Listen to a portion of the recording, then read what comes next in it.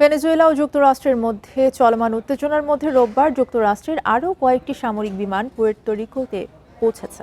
ওই এলাকায় রোববার যুক্তরাষ্ট্রের সামরিক স্থলযানও দেখা গেছে। সাম্প্রতিক সপ্তাহগুলোতে যুক্তরাষ্ট্র ক্যারিবীয় অঞ্চলে বড় ধরনের সামরিক শক্তি জড়ো করেছে। এর মধ্যে রয়েছে একটি বিমানবাহী রণতরী, যুদ্ধ বিমান এবং অন্যান্য যুদ্ধ জাহাজ। এদিকে ভেনেজুয়েলার প্রেসিডেন্ট নিকোলাস মাদুরো দেশটির সামরিক বাহিনীকে অপরাজেয় যোদ্ধা বলে প্রশংসা করেছেন। যুক্তরাষ্ট্রের সঙ্গে টানা ২৭ সপ্তাহের উত্তেজনার কারণে সামরিক বাহিনীর মানবিক মূল্যবোধ আরও জোরালো হয়েছে বলেও জানান তিনি।